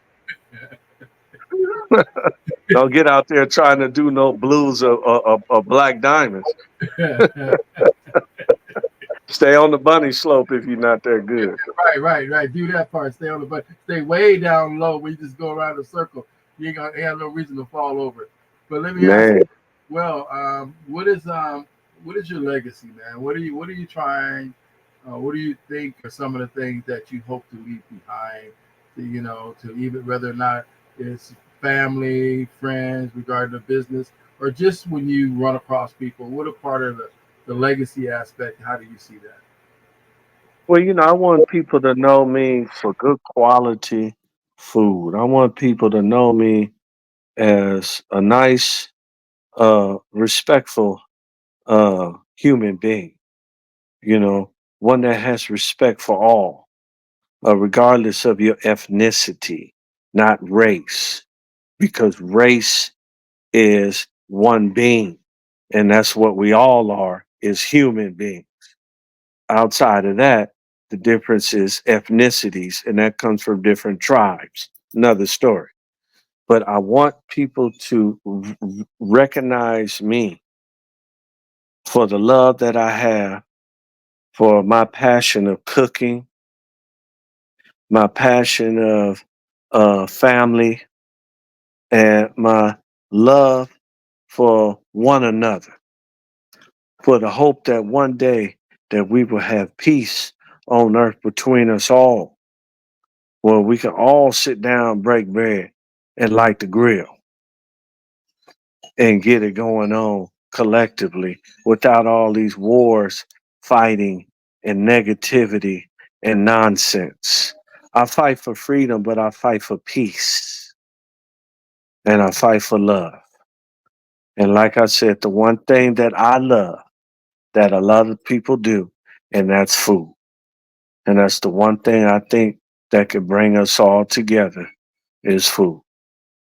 That is what I want my legacy to be about. Me and my love for food and peace and love for one another. I love that, man. I love the way you said that. That is definitely a big thing to leave behind, not only for our youth, but for everybody that's out there. That is something to definitely to leave behind. I am going to ask this question. I was going to ask you about life lessons, but I think you may have covered a life lesson. Do you have anything to add to your life lesson that you would like to add? No, Okay. no, not outside of what I just said.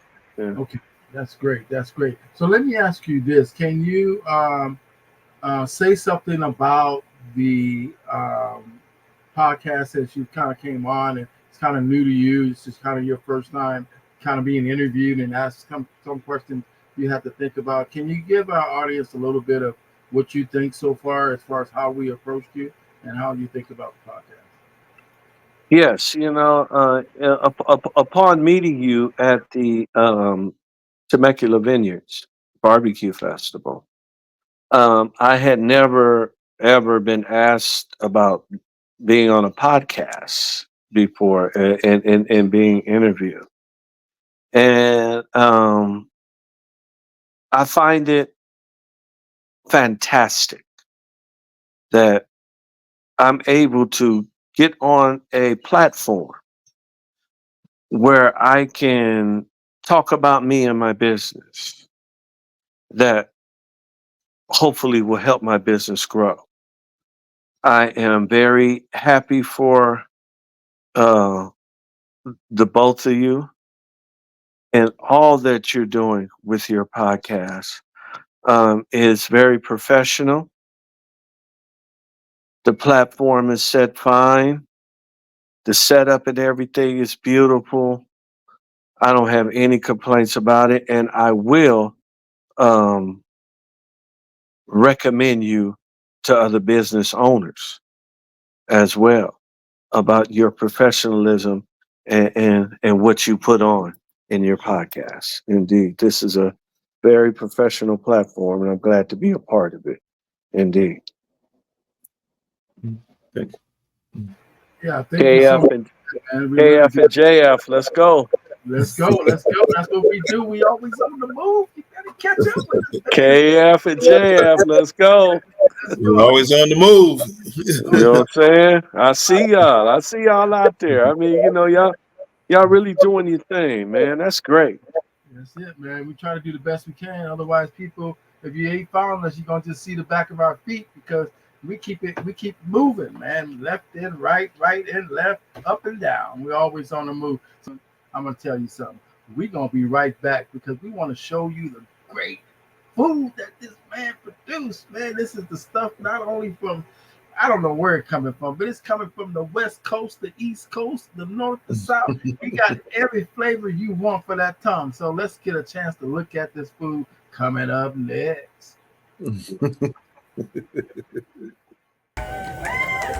First place chicken goes to team number 3. That is PS Smoking and Grilling. Pitmaster Patrick. All the way from Los Angeles. All right. Okay, well, what is this right here? This is a beef brisket, Wagyu, 14-pounder. I smoked that on red oak wood for 10 hours and left it sitting in its own tallow. Fantastic. Man. You know, we didn't ask you. Have you ever had like a food competition yourself, like eating the most or something? Like you made something like you challenged somebody to knock down or something? No. Well, I did in culinary school, and that was just one-on-one. I challenged somebody on a habanero. I never did that again. Habanero hot sauce? The habanero itself. Oh, yeah, that was a bad mistake. Man, those are fried ribs. That's some little barbecue I was doing. Some tri-tip, peach cobbler, shrimp fried rice. Oh, we didn't even ask you about desserts you be making because you was in a culinary school, so I know you make desserts too, right? Yes, sir. Ribs hanging from my Oklahoma Joe. Those are baby backs. Now I have to admit, I've never seen what kind of barbecue pit is this? It's just that's a vertical drum smoker. That's my little Santa Maria. That's ribs in a competition. That's 4th place chicken last year. That's an old lamb kebab, mixed potatoes and vegetables. That's competition tri-tip, competition ribs, competition chicken 4th place. That's competition chicken 4th place.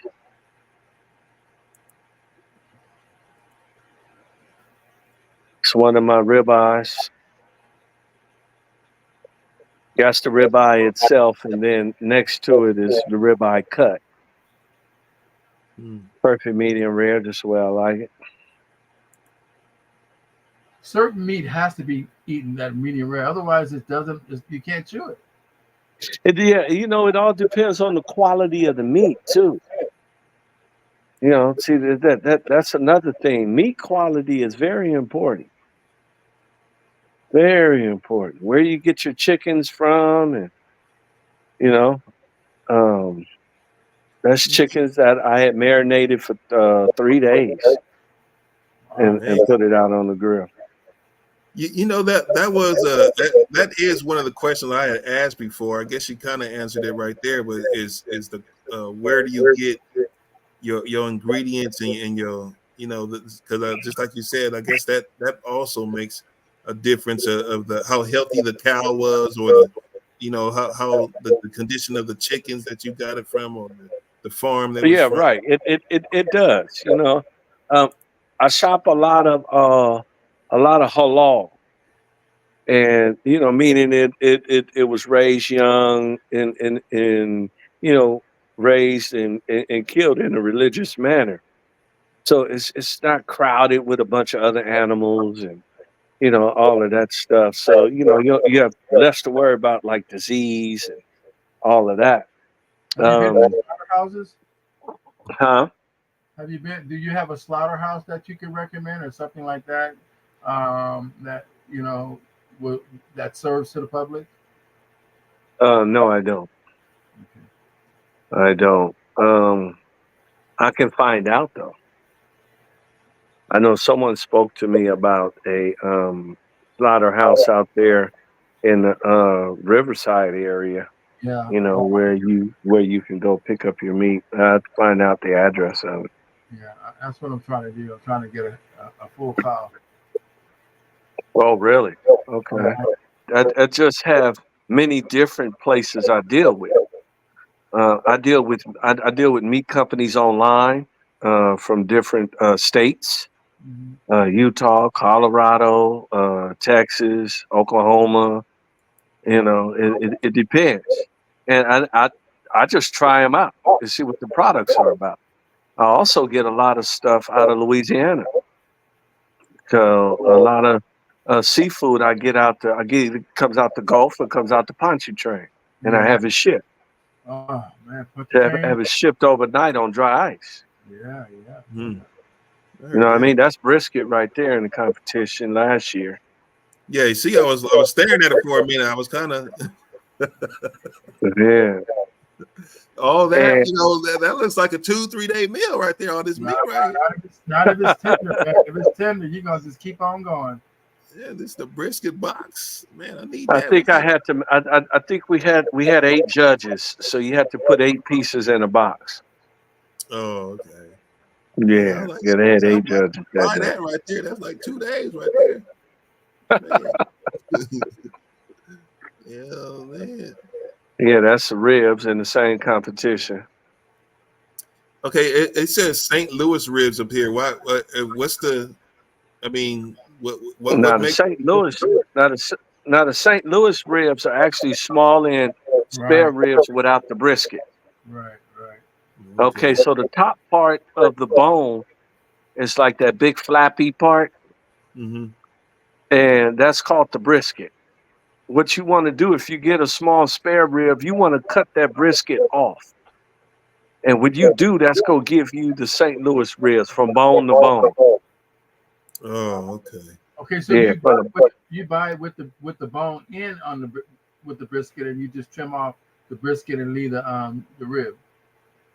it depends if I'm going to do rib tips. Because if I decide, like I'm at home, I'll buy the whole thing because I'll cut off the brisket and make rib tips out of it.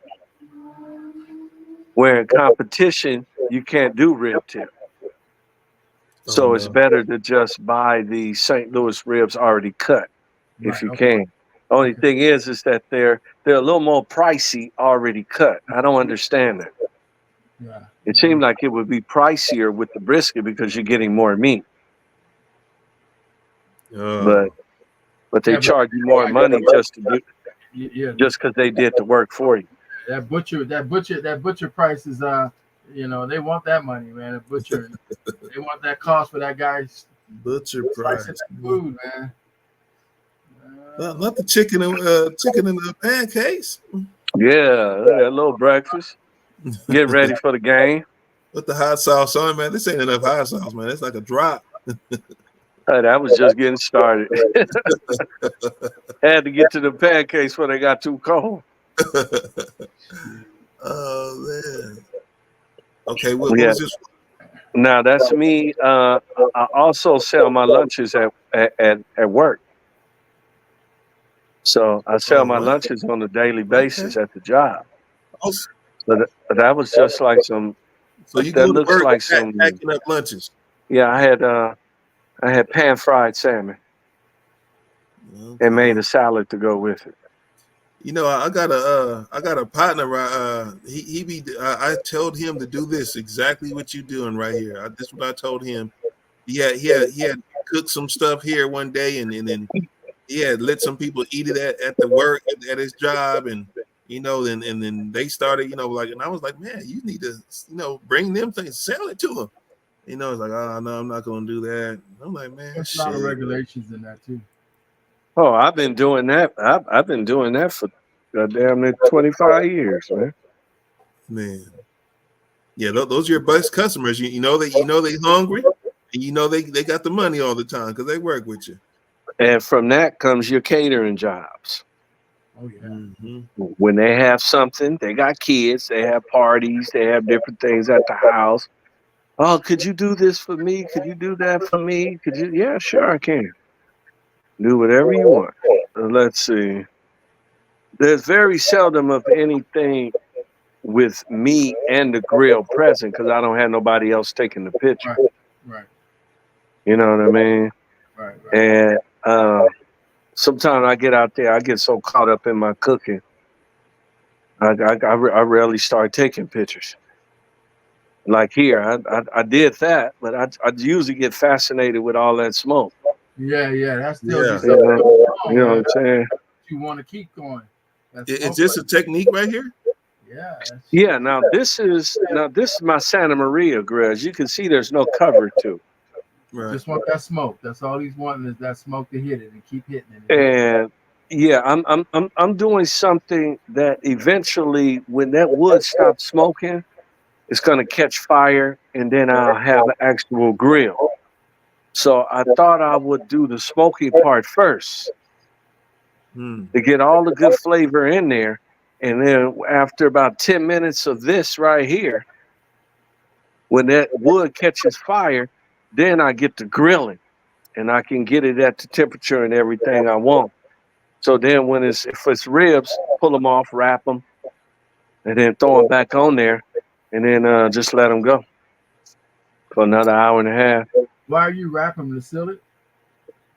I wrap them so I can make sure that everything is nice and tender. Oh, the wrapping it. Wrapping tenderizes. Mm-hmm. Yeah, keeps it. Oh, here we go. This is what we need to see. What's all this? Oh man, what's that? Oh yeah, that's one of my charcuterie platters I did for the job. You got some salmon on there too. That looks exotic almost. I know it's just probably. That's when we go to the winery. We go to the winery. We have to order that all the time because that's how you charcuterie platter. Wow. So you made all this design where you're going to put everything in? Yeah. Mm-hmm. Yeah, that's definitely some talent right there. Because, I mean, you probably threw it together, but me just looking at it looks like. It took me about 45 minutes to do that platter because, I got to rearranging and, you're never really happy with the way you want it. So then you switch it back around and change this over here, put that over there. It's lots of fun though. Yeah. It really is. And I get a lot of cheeses delivered from Wisconsin. Yeah. So I make a lot of charcuterie platters. I do a lot of grilled salamis and different lunch meats. And then you just put the olives and the fruit, fig jam and all that stuff together. It's a wrap. Hey, let me ask you, where you get some figs at? Because I just cooked some figs for my sister. You got a place to get some figs? Yeah, man. Any Middle Eastern market. Really? They got any Middle Eastern market. Oh wow. You could go right in the produce section and get them fresh. All right, I'm gonna go there because my sister was looking for some figs. Things right here, Brussels sprouts. Yeah. Oh yeah. Yeah. Garlic Brussels sprouts. I love those Oh too. man. I don't know why blanched them. I started liking them though. It's just. If you cook I them know right, me too. Broccoli, Brussels sprouts, and like French style green beans, man. Those are just like my that means favorite. you're over 50, man. That means you're over 50. Try to eat healthy. You won't live longer. You think them things gonna do it. You got that butter on there, all that garlic on there. Yeah. Man, I bet you that is A1 delicious right there. Oh, PS Catering, baby, on the scene. Los Angeles, California, residing in Baldwin Hills, bringing the flavor to ya out here in LA. Come check me out. I'm online, baby. SmokeNGrillin LLC. PS.Catering LLC. PS Smoke Meats and Catering LLC. You can find me on Facebook. You can find me on Instagram. You can find me at PEEATEA@gmail.com. Menu is getting ready to hit the web soon, coming to a theater near you. Man, you think you've seen it all. You ain't seen the flavor yet, baby. I'm at 310-874-2931 if y'all need to hit me directly. All right? That's what's going down. Chef Peeatea, chef owner, PS.Catering LLC, and pitmaster at PS.SmokeNGrillin LLC. Come check me out.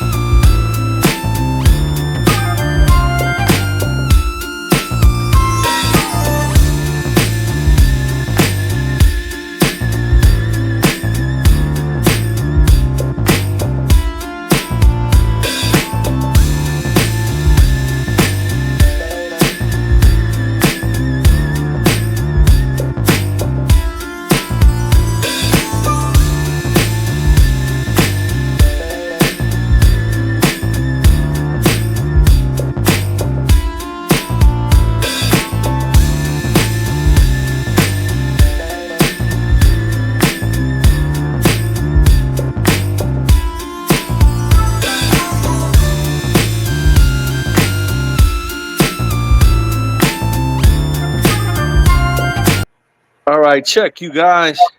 Man, KF&JF podcast. Can't get enough of them, man. I'm telling you, they out there killing it out here in LA. You know what I'm saying? I'd like to bring them back to the scene, and hope you guys enjoyed the video as well. And hey, you know there'll be more coming later. Back to you, Kat.